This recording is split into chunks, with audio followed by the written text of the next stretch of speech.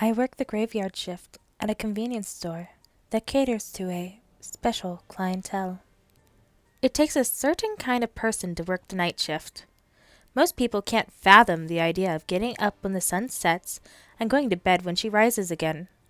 I've been at Carter's Convenience for 3 years now, and in that time, I've had around 20 potential coworkers try out the overnight shift with me. They usually last a few weeks before asking to be moved to the day shifts, or just quitting entirely.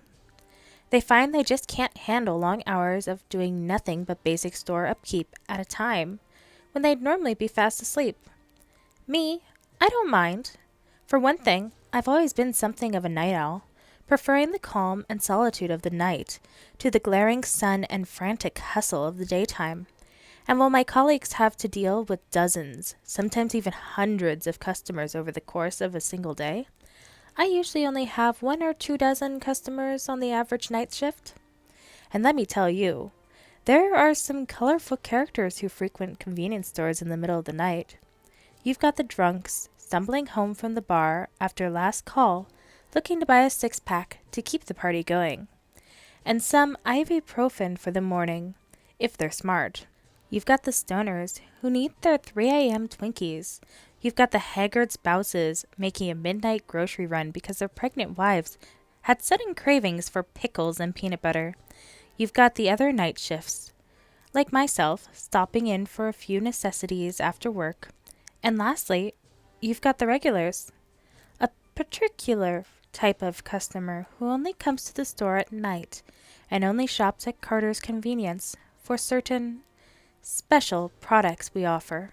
One such regular paid a visit last night, as he does every week. He comes every Friday night, or Saturday morning if we're being technical, at 2:22 a.m. on the dot. I had my nose buried in a book when I heard the bell above the door let out a dainty ding. I glanced at the digital clock I kept next to the cash register. I saw the acid green triple twos, and didn't even bother taking my eyes off the clock.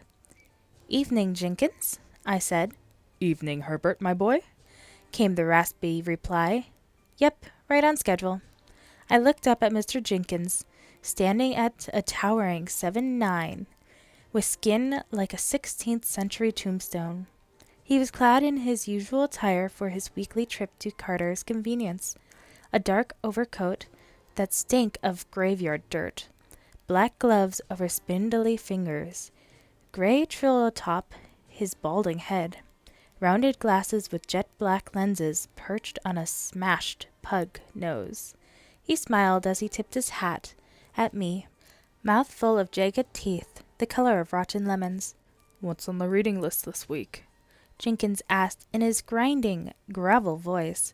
In response, I shifted my book to show the cover, of Crime and Punishment, and he nodded. "Ah, a classic, that one." "Yeah, bought this book years ago, but only just got around to reading it," I said as I set the novel down. "Couldn't let it gather dust on my shelf any longer." Jenkins chuckled. "Well, you know what old Sam Clemmer said about the classics. They're the books that everyone wants to have read, but nobody wants to actually read." "Yeah, sounds about right. Pretty good read so far, though." I grabbed a keyring off of the hook under the counter and stood up from my stool. "Just the usual this week?" "If you would be so kind." The two of us made our way to the back of the store, fluorescent lights humming steadily overhead. We walked past the shelves lined with foodstuff and toiletries and pharmaceuticals and other basic goods for when you need to make a trip out for 2 or 3 things, but don't want to go all the way to a grocery store or department store. At the rear of the shop, I unlocked the door to the refrigerated section and stepped inside, Jenkins following close behind.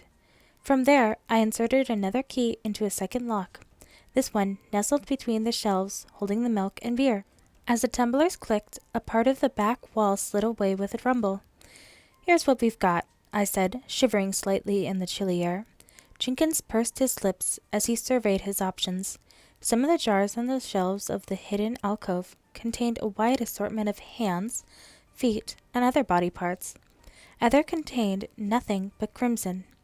Handwritten labels detailing the blood types they held. One extra-large jar had the head of a middle-aged man, floating in amber liquid, glassy eyes staring at nothing. Not much of a selection this week, Jenkins noticed with a frown. In fact, I'm pretty sure I saw some of these last Friday. Been a slow week for inbound shipments, I said with a shrug. The boss is expecting some fresh goods sometime in the next 2 or 3 days. Sorry, I can't do much for you now, though. Quite all right, my boy. I know how business gets sometimes. He pursed his lips. I guess I'll take... Jenkins was cut off by the sound of a slamming door, making us both jump. We turned, through the foggy glass of the refrigerator doors and past the shelves lined with cold goods.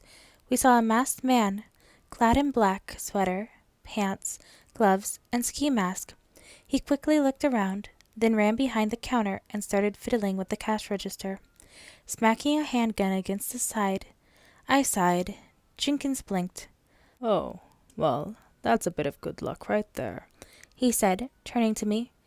Shall I take care of this, Herbert? I know greeting the customers is supposed to be your thing, but... Yeah, go ahead, I said, wrapping my arms around myself. Just make it fast. I'm freezing my balls off in here. Try not to make it too messy, please? Jenkins answered with a predatory grin, baring those pus-colored chompers. No promises, but I'll do my best. With that, he swaggered out into the store, freezer door swinging shut behind him. Evening, my good sir, I heard Jenkins say, his scratchy voice muffled. Terribly sorry, but I'm afraid only employees are allowed behind the counter. The would-be robber jumped. He visibly flinched at the sight of Jenkins and quickly raised his firearm in a trembling hand. Freeze! The thief shouted, a tremor in his voice. Don't fucking move! Jenkins surged forward, fast, cleared the distance from one end of the store to the other in a fraction of a second.